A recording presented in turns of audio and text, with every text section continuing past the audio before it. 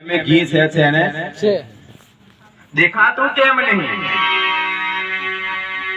કે એને મથવાની જે ક્રિયા છે એ મથવાની ક્રિયા કોઈ બતાવી નથી. એ મથવાની ક્રિયા જો હાથ में આવી જાય તો એ ઘી મારી તમારી નજર में આવે ને આવે. પણ મનુષ્યનો અવતાર મળ્યો છે એ દૂધના સ્વરૂપી આ દેહ છે અને એ દૂધના સ્વરૂપી દેહને સદગુરુના માધ્યમમાં જ્યારે લઈને જઈએ આપણે અને સદગુરુમાં લઈ જાય અને સદગુરુ જ્યારે સેવકને પોતાનું જે જ્ઞાન છે નિજનો જે અનુભવ છે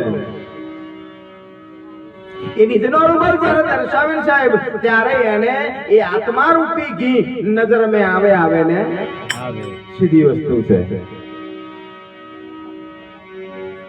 એ આત્મા મહાપુરુષો એને અખંડ કીધો, અવિનાશી કીધો, અજર કીધો, અમર કીધો. પણ જઈ સુધી આપણે એનો અનુભવ ના કરીએ તઈ સુધી એ કીધું એ બધું આપણા માટે ખોટું છે ને. ઓકે તો કહી દીધું પણ આપણે કેટલું કર્યું એમ આપણે એને જોયું ખરું? આપણે એ માર્ગ તરફ જ્યાં ખરા આપણે એને મહેસૂસ કરવાનો ટ્રાય કર્યો ખરો? મહાપુરુષોએ આ વાત કરી છે કે દેહ તો હયાત છે ને છે જ. આ દેહ હયાત છે, એ દેહ હયાત છે તો યુદીઓની અનુભૂતિ થાય એમ છે. આ દેહ છૂટી ગયા પછી કશું નહીં થાય, નહીં આત્માની સમજણ પડે, નહીં કશાની સમજણ પડે. એટલે મહાપુરુષોએ કીધું આ દેહ છે તઈ સુધી મથી લેજો, આ દેહ છે તઈ સુધી મથી લેજો. પણ આપણે શું કર્યું છે? મથવાનું સાઈડ માં રહીને લોકોની પથારીઓ ફેંદી તઈ તકલીફ થઈ છે. આપણે આપણી પથારી કોઈ દાડ ફેંદીને જોઈ નથી, આપણે આપણી ભીતર કોઈ દાડ તપાસ કરી નથી. આપણે પેલા નામ શું છે આ જોવા રહ્યા. ગઈ વખત આપણે વાત થયેલી અંબાજી વાળા પાવાગઢ બની વસૂટ્યા, પાવાગઢ વાળા અંબાજી બની વસૂટ્યા. અહીં પા કોઈ હારું ના લાગ્યું, પેલપા નાખ્યા. પેલપા વાળા કે અમારે અહીં બરકત નહીં આવતી, हम તમારે ભણી આયા. ઓમ કરી કરી કરી કરી નાખો મનુષ્યનો અવતાર પૂરો થઈ ગયો તો હું સાચી વસ્તુ સમજણ में ના આવી.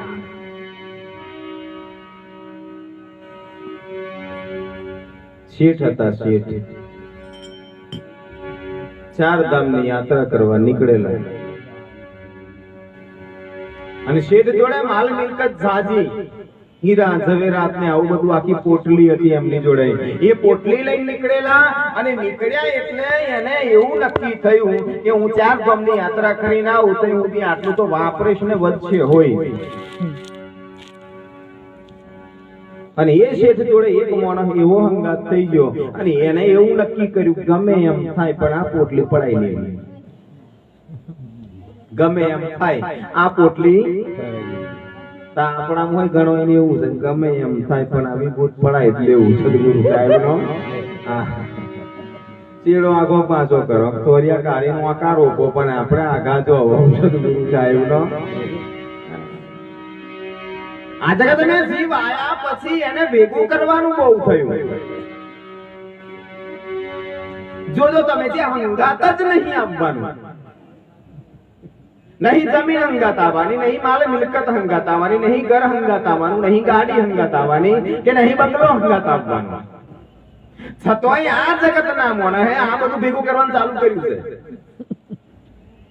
ઘર ગાડી બંગલા જમીન રૂપિયા આતે જે કઈક બધું હતું બધું એને ભેગું કરવાનું ચાલુ કર્યું. જે હંગાત નતું આવવાનું તે અને જે હંગાત આપવાનું હતું શું હતું કે ભક્તિ ભજન સ્મરણ નું જે સાધન હતું, કોઈકની કરેલી સેવા હતી, કોઈકને ઉપયોગી થઈ ગયા હોય એવું કામ હતું. આ બધું હંગાત આવવાનું હતું. તઈ એમે ઝીરો, એમે ઝીરો. ના કોઈનું હારું કર્યું, અરે હારું ના કર્યું જ નહીં પણ કોઈનું હારું ના જોવાયું.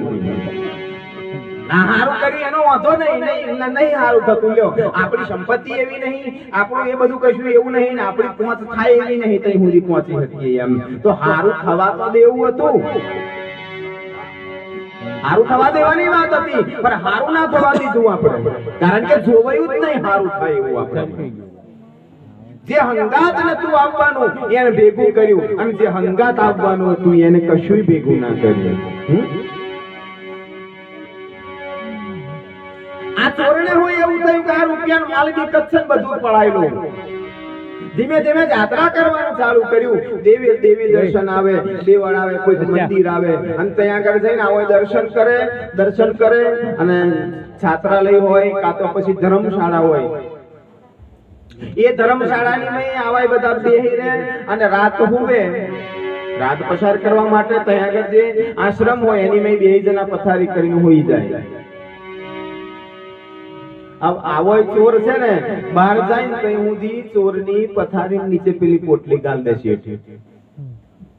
ચોરની પથારી નીચે ગાલ દે, એની પથારી કશું નહીં. હવે શેઠ બહાર જાય ને એટલે ચોર ઉભો થાય પથારી નહીં, અને શેઠની આખી પથારી ફેંદી નોખ્યા હોય, અને પાછી હતી એમને એમ કહી દે. 10 દાણા ચાતરાના પૂરા થઈ ગયા પણ પોટલી હાથમાં આવી. 11મે દાડે ચોર પેલા શેઠને પગે લાગી ગયો કે બાપુ હવે હું ચોરી કરવા આવ્યો. શેઠ કે મને ખબર છે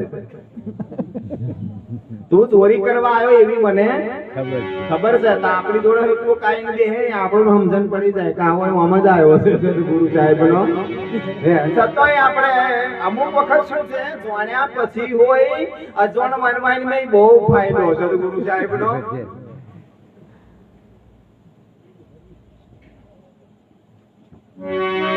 કોઈક સમય એવો હોય જોણ્યા પછી લૂંટાઈ જવાની મજા આવે સદગુરુ સાહેબ નો.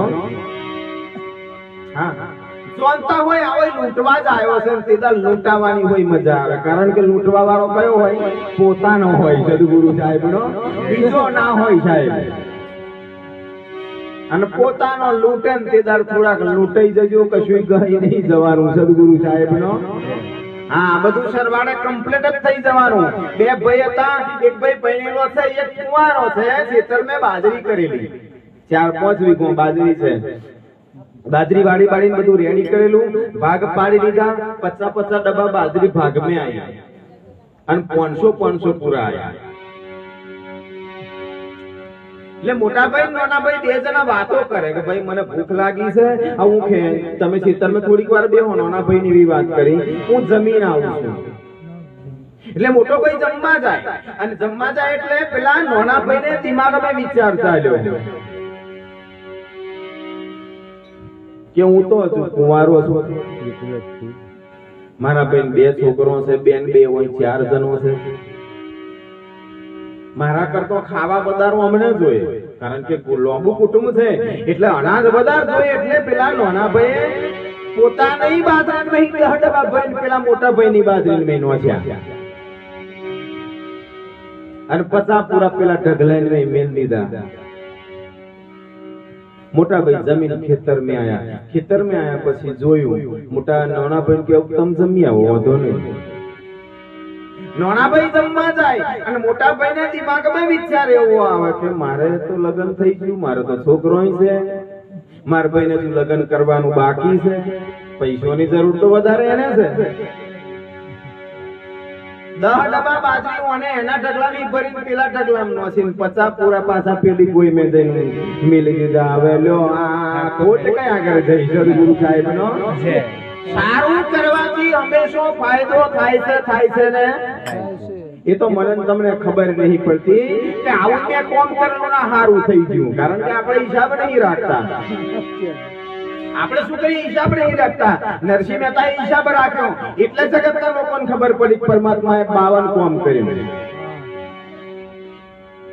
એને હિસાબ રાખ્યો, હિસાબ રાખીને લખ્યું એટલે 52 કોમ કર્યો એવી એને ખબર પડી.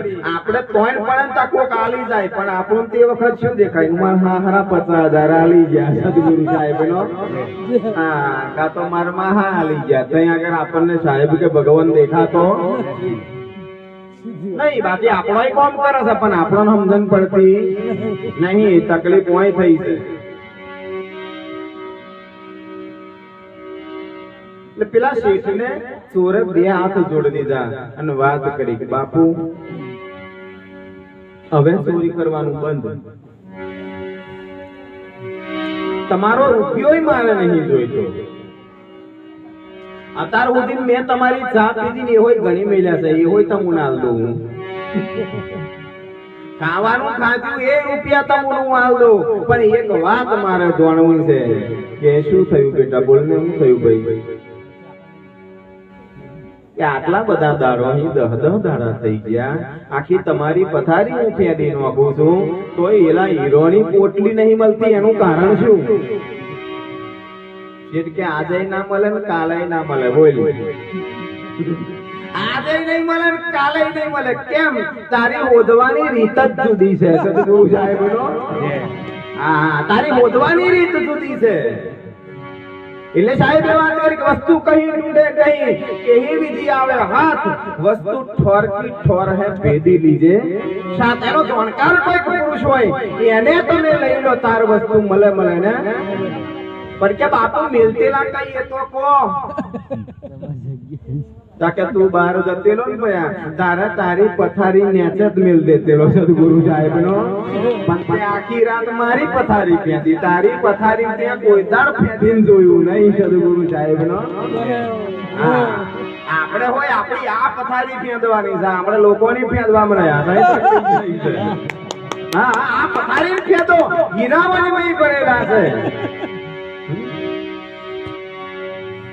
પણ એ હીરો મળે કારે, હીરો ગુમાયો હાથથી આવો અવસર ફરી પાછો. આ મનુષ્યનો જે અવસર છે એ ફરી પાછો મળવાનો નહીં. એટલે મહાપુરુષોએ વાત કરી છે કે આ પથારી જો ફેંદવાની નહીં આવે, આ દેહ રૂપી જે પથારી છે એ પથારી તમે ફેંદી નાખો સદગુરુના માધ્યમથી. हीरे गोदड़ी मो हीरा भरा रे बरिया माने करोती.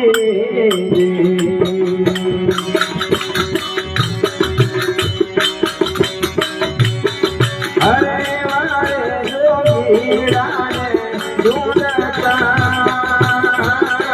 जोगी ढूंढे आया हमको भवरे आया जोगी जबरनो न पाया.